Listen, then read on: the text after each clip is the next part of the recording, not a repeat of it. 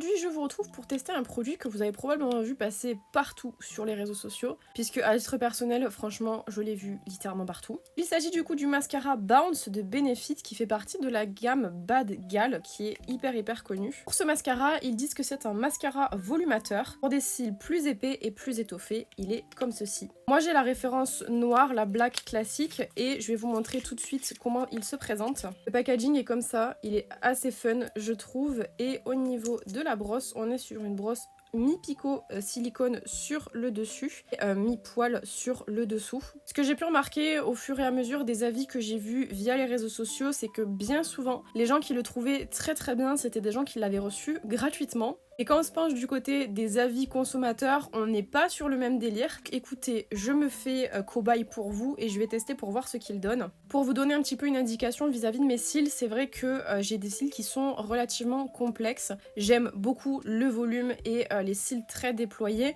et j'ai fait exprès du coup de pas maquiller mes paupières pour qu'on puisse bien voir le résultat sur les yeux. Voilà, donc je vous ai zoomé, je vais faire comme d'habitude, c'est-à-dire que je vais passer un coup de recourbe cils avant de venir appliquer déjà pour commencer le côté picot silicone que vous voyez juste en haut, et par la suite je viendrai passer un petit coup du bas avec les petits poils classiques. Bon, je viens d'appliquer ma première couche, donc je vous regarde pour que vous puissiez voir du coup la différence entre les deux, et je regarde en haut pour que pareil vous puissiez voir la différence entre les deux cils. Là on est honnête, franchement je le trouve pas hyper performant pour le coup, il est vraiment un petit peu décevant, même beaucoup décevant pour le coup parce que j'ai l'impression de rien avoir mis, et en plus si vous avez bien regardé mon œil, tout est redescendu.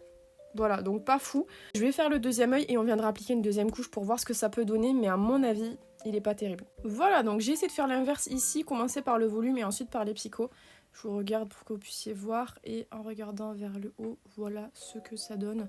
Pas spécialement convaincue plus que ça honnêtement, donc on va voir ce que ça donne avec la deuxième couche, mais là pour le moment je trouve que par rapport au prix, le résultat est vraiment pas fou. Et voilà du coup pour l'application de la deuxième couche de mascara. Franchement, on vous le dira jamais assez, mais faites vraiment attention à ce que vous voyez sur les réseaux sociaux, puisque ce mascara, je vous assure que j'ai vu des vidéos avec des rendus hallucinants, et là vous voyez du coup le rendu, moi sur mes cils ça fonctionne pas des masses. Alors je veux bien qu'on ait tous plus ou moins des cils différents, avec des cils qui vont être des fois un petit peu plus simples à travailler, et là quand même on est très loin des résultats que j'ai pu voir, où vraiment on avait un effet cils déployé, et où je pense que du coup la personne avait mis des faux cils entre temps. Voilà, pour moi celui-ci vaut pas le prix, surtout qu'il coûte presque une trentaine d'euros, donc n'achetez pas celui-ci. Orientez-vous plutôt vers des marques comme Maybelline ou L'Oréal. L'Oréal teste sur les animaux, donc peut-être plus Maybelline. Maybelline, je suis pas sûre, je sais pas. Bref, mais ne mettez pas presque 30 euros pour ce mascara-ci parce que pour moi, il vaut vraiment pas le coup.